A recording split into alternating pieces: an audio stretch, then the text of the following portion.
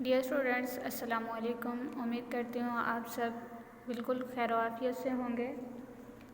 Students, آج ہم اپنی اردو کی بک میں حصہ نظم میں اپنی تھرڈ نظم کو پوست رہ شجر سے امید بہار رکھ کو پڑھیں گے۔ ہم اس کی تشریح کریں گے اور اس کو یاد کریں گے۔ ڈیئر اسٹوڈنٹس، سب سے پہلے میں آپ کو اشعار کی تشریح کا پیٹرن بتاتی ہوں کہ کس طرح آپ نے تشریح کرنی ہے۔ ڈیئر اسٹوڈنٹس، آپ اشعار کی تشریح میں سب سے پہلے حوالہ متن لکھیں گے۔ حوالہ متن میں آپ دو بیسک چیزیں لکھتے ہیں: نظم کا عنوان اور شاعر کا نام۔ جیسے نظم ہے ہماری پوست رہ شجر سے امید بہار رکھ، اور جو آپ شاعر کا نام لکھیں گے وہ آپ لکھیں گے علامہ اقبال۔ دونوں ہی ہماری نظم میں ہم پوست رہ شجر سے امید بہار رکھ لکھیں گے اور نظم شاعر کے نام میں علامہ اقبال لکھیں گے۔ علامہ اقبال اس کے رائٹر ہیں۔ اس کے بعد آپ ہر لغت آپ کے انڈر لائن ورڈز ہوتے ہیں جن کے آپ نے میننگس لکھنے ہیں۔ اس کے بعد ڈیئر اسٹوڈنٹس، آپ مفہوم لکھیں۔ آپ کے جو اشعار ہیں، جو شعر آپ کو دیا گیا ہے، اس کا آپ نے مفہوم لکھنا ہوتا ہے۔ مفہوم 1 سے 1.5 لائن کا ہو، اس سے زیادہ آپ مفہوم نہ لکھیں۔ دین اس کے بعد لاسٹ پہ ہم اس کی تشریح کریں گے جو آپ کو شعر دیا گیا ہے۔ ڈیئر اسٹوڈنٹس، سب سے پہلے ہم اپنی نظم کے عنوان کو لیتے ہیں۔ ہماری نظم کا عنوان ہے پوست رہ شجر سے امید بہار رکھ۔ اس نظم میں علامہ اقبال ہمیں بتا رہے ہیں کہ جو جڑے ہوئے درخت ہیں، جو زمین کے ساتھ جڑے ہوئے درخت ہیں، انہیں امید ہوتی ہے بہار کی۔ ڈیئر اسٹوڈنٹس، خزاں کے موسم میں جو درخت ہوتے ہیں وہ بالکل جھڑ جاتے ہیں اور ہمیں یوں محسوس ہوتا ہے کہ وہ درخت جو ہیں وہ بالکل ہی جڑیں چھوڑ چکے ہیں، بالکل ہی اجڑ گئے ہیں۔ لیکن شاعر علامہ محمد اقبال ہمیں بتا رہے ہیں کہ جو زمین کے ساتھ جڑے ہوئے درخت ہیں ان سے آپ بہار کی امید رکھیں۔ بہار میں نئے پودوں کی شکل رینیو ہوتی ہے، پودے نئی شکل میں آ جاتے ہیں۔ تو شاعر جو کہہ رہا ہے وہ کہہ رہا ہے کہ آپ جو جڑے ہوئے درخت ہیں ان سے بہار کی امید رکھیں کہ جب بہار کا موسم آئے گا، یہ جو درخت ہیں وہ دوبارہ سے اپنی پہلی اصلی حالت میں آ جائیں گے اور سب شاداب ہمیں نظر آئیں گے۔ بیسیکلی ڈیئر اسٹوڈنٹس، علامہ اقبال اس نظم میں ہمیں مسلمانوں کی حالت کے بارے میں بتا رہے ہیں کہ مسلمان قوم جو ہے آج کل زوال کا شکار ہے۔ سچے مسلمان جو ہیں وہ ختم ہو چکے ہیں۔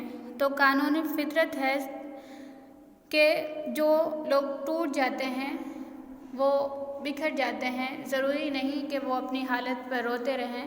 اگر وہ اٹھ کے کام کرنا شروع کریں گے تو وہ دوبارہ سے اپنے عروج پر جا سکتے ہیں۔ بیسیکلی اس نظم میں علامہ محمد اقبال ہمیں ایک نئی زندگی کی طرف بڑھنے کا اشارہ دے رہے ہیں اور کہتے ہیں کہ انسان کی کامیابی اور کامرانی اسی میں ہے کہ وہ کام کرتا رہے۔ انسان کو چاہیے کہ وہ اپنی ملت کے لیے کام کرتا رہے، اپنے لوگوں سے جڑ کے رہے۔ جو لوگ اپنے لوگوں سے جڑ کے کام نہیں کرتے، ہٹ کے کام کرتے ہیں تو وہ ٹوٹ جاتے ہیں، بکھر جاتے ہیں۔ بالکل ایسے ہے جیسے ایک درخت کی کوئی ٹہنی، کوئی شاخ ٹوٹ جاتی ہے تو وہ دوبارہ درخت کے ساتھ نہیں لگ سکتی، لیکن جو درخت کے ساتھ اٹیچ ہوئی ٹہنیاں ہیں وہ دوبارہ سے بہار کے موسم میں رینیو ہو جائیں گی، دوبارہ سے اپنی اصل حالت میں آ جائیں گی۔ لیکن جو ٹہنی، جو شاخ درخت سے ٹوٹ چکی ہے وہ کبھی بھی دوبارہ سے درخت پہ نہیں لگے گی اور دوبارہ سے سرسبز نہیں ہو سکتی۔ ڈیئر اسٹوڈنٹس، ہم پہلے شعر کی تشریح کرتے ہیں۔ پہلا شعر ہے: ڈالی گئی جو فصل خزاں میں شجر سے ٹوٹی، ممکن نہیں ہری ہو سحاب بہار میں۔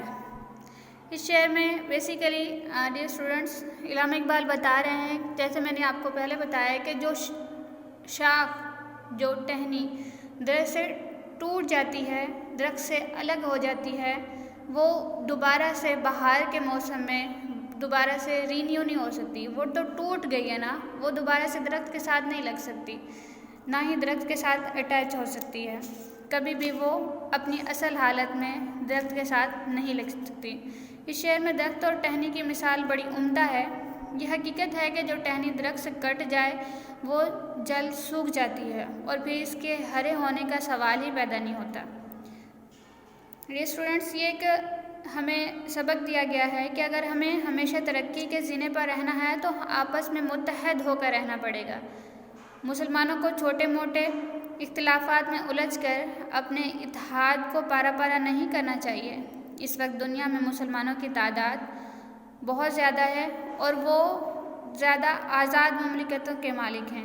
ان کے پاس بے پناہ انفرادی اور مالی وسائل بھی موجود ہیں. اگر ان میں جذبہ ایمانی موجود ہو تو وہ ایک ساتھ مل کر پوست رہیں گے، جڑے رہیں گے ایک ساتھ. دنیا کی کوئی طاقت انہیں نہیں ہرا سکتی. لیکن ڈیئر اسٹوڈنٹس، جیسے ہے کہ اگر وہ ڈالی ٹوٹ گئی ہے تو وہ فتح کے موسم میں دوبارہ نہیں جڑ سکتی. اسی طرح اگر مسلمان ایک دوسرے سے الگ رہیں گے، الگ ہو کے رہیں گے تو وہ دوبارہ کبھی بھی ایک ساتھ نہیں جڑ سکتے. ڈیئر اسٹوڈنٹس، نیکسٹ ہمارے پاس شعر ہے لازوال عہد خزاں اس کے واسطے کچھ واسطہ نہیں ہے اسے برگ و بار سے. لازوال ہوتا ہے کبھی نہ ختم ہونے والا، عہد زمانہ، کوئی ایسا زمانہ جو ختم نہ ہو، خزاں کا زمانہ جو ختم نہ ہو. کچھ واسطہ نہیں ہے اسے برگ و بار سے. برگ و بار ہوتے ہیں پتے اور پھل، جو کسی بھی پودے، کسی بھی درخت میں لگنے والے پتے اور پھل. ڈیئر اسٹوڈنٹ، اس شعر میں جو شاعر ہے وہ اس شعر کو پچھلے شعر سے لنک جوڑتے ہوئے کہہ رہے ہیں کہ وہ ڈالی جو ٹوٹ گئی ہے، جو ختم ہو گئی ہے، جو گر گئی ہے، اسے وہ خزاں ہے، وہ کبھی بھی دوبارہ سے رینیو نہیں ہوگی. اس کے لیے جو خزاں کا موسم ہے وہ ختم نہیں ہوگا، وہ اسی طرح رہے گا، وہ دوبارہ سے رینیو نہیں ہوگی. اقبال نے شجر کو علامت بناتے ہوئے کہتے ہیں کہ مسلمانوں کو ایک عظیم درس دیا گیا ہے اور یہ درس اتحاد کا درس ہے. اسلام ایک عالمگیری طاقت ہے. اقبال کی شاعری بھی عالمگیری اور آفاقی ہے. انہوں نے مسلمانوں نے عالم میں زندگی کی ایک نئی لہر دوڑا دی اور ایک ولولہ تازہ کیا. انہوں نے اتحاد اور اتفاق کا درس دیا. اللہ کی رسی کو مضبوطی سے پکڑ لو اور کفر کی مزاحمت نہ کرو کہ مقابلہ کرنے کے قابل بنایا ہے. بیسیکلی درخت سے ٹوٹی ہوئی شاخ ہمیشہ کے لیے سوکھ جاتی ہے اور وہ کبھی سرسبز شاداب نہیں ہوتی. اسی طرح علامہ اقبال کہتے ہیں کہ جو قومیں اپنے لوگوں سے ٹوٹ جاتی ہیں، ہٹ جاتی ہیں، وہ کبھی بھی دوبارہ سے نہیں جڑ سکتی.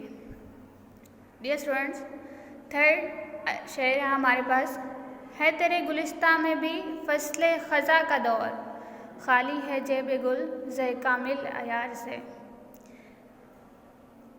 گلستان کوئی بھی باغ کو کہتے ہیں. فصل خزاں کا دور ہے. جیب گل بولتے ہیں پھولوں کو، جیب پھولوں کی جیب. زر کامل عیار کے خالص سونا، پیور گولڈ. اس شعر میں شاعر کہتے ہیں کہ اے قوم مسلم، تیرے باغ میں خزاں کا موسم چھایا ہوا ہے. پھولوں کا دامن خالص سونے سے خالی ہو گیا ہے، ہر طرف ویرانی اور بربادی ہے. کیا کہہ رہے کہ فصل خزاں کا دور ہے. تیرے گلستان میں، تیرے باغ میں جو دور چل رہا ہے وہ خزاں کا ہے. تو بہار میں نہیں ہے، خزاں میں ہے. اس شعر میں ملت اسلامیہ کے لیے ایک درس عظیم ہے. مسلمان کبھی عروج پر تھے اور پوری دنیا میں ان کا مقام تھا. مسلمانوں نے برصغیر میں اسلامی سلطنت کی بنیاد رکھی. پھر مسلمانوں نے گم و بیش 1000 سال تک ہندوستان پر بڑی شان سے حکومت کی۔